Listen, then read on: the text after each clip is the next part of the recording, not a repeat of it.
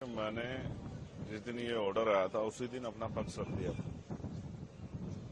पहली बात, SC ST का जो रिजर्वेशन है उसका आधार आर्थिक नहीं है कि उसमें क्रीमी लेयर या वर्गीकरण किया जाए। उसका आधार जो है वो अनटचेबिलिटी है, छुआछूत है, भेदभाव है, जातीय उत्पीड़न है।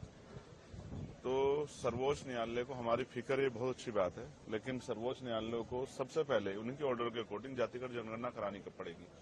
फिर उसके आंकड़े जुटाने पड़ेंगे, उसके आर्थिक आंकड़े भी जो है जारी करने पड़ेंगे, तभी वो सब चीजें कर सकती है। तो उनको करना पहले ही चाहिए। अगर वो दलित वर्गों के इतनी हितैषी हैं तो उनको सब सारा बैकलॉग भरवाना चाहिए और जातिगत जनगणना के ऑर्डर सरकार को देने चाहिए। अगर एससी एसटी एकजुट रहेगा तभी अपनी लड़ाई लड़ पाएगा।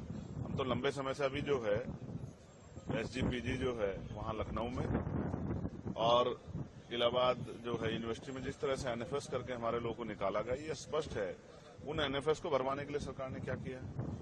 उन एनएफएस को भरवाने के लिए सुप्रीम कोर्ट ने क्या किया है, तो वो कुछ नहीं किया है। हाँ, हमेशा कोशिश ये की गई है कि इनके जो लड़ने वाले लोग हैं उनकी ताकत कम किया जाए। अब एससी एसटी बटने वाले नहीं, आप ही देख लो इस फैसले का कितना समर्थन, कितना विरोध हो रहा है। तमाम लोगों में इसका विरोध है। तो हम स्पष्ट हैं कि हम अपने लोगों को बटने देंगे और हमें अपने लोगों की चिंता है। इसलिए हमने स्वतः जो है 1.5 साल पहले मांग की थी कि जिन जातियों को अवसर नहीं मिला है उनको उनका आरक्षण बढ़ा के 15% शेड्यूल कास्ट को मिलता है और 5% बढ़ा के उन बाकी जातियों को आरक्षण देने की व्यवस्था सरकार करे। ये 1.5 साल पहले हमने लखनऊ पीसी करके कहा था और दिल्ली में भी।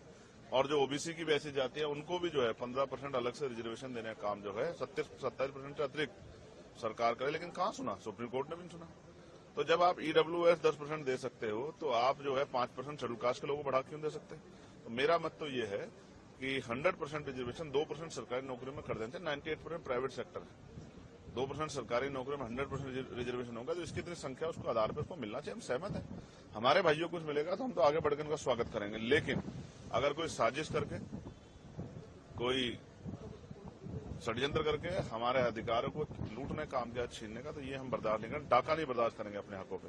इसके लिए चाहे सरकार से जो है अध्यादेश लाने की बात हो, चाहे सुप्रीम कोर्ट में जो है रिपिटिशन दाखिल करने की बात हो, या मैं आज सारे मेंबर ऑफ पार्लियामेंट जो शेड्यूल कास्ट शेड्यूल ट्राइब के हैं या जो सामाजिक न्याय को मानते हैं उन सबसे चर्चा करूंगा।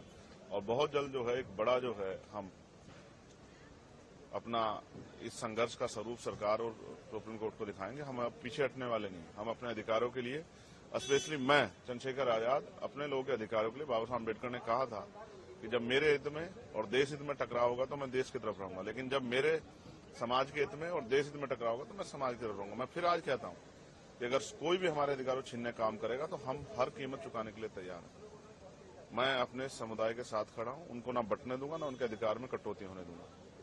उनके लिए खड़ा हूं, उनके लिए था, उनके लिए हूं और उन्हीं के लिए हम लोग राजनीति कर रहे हैं। धन्यवाद। वक्फ बोर्ड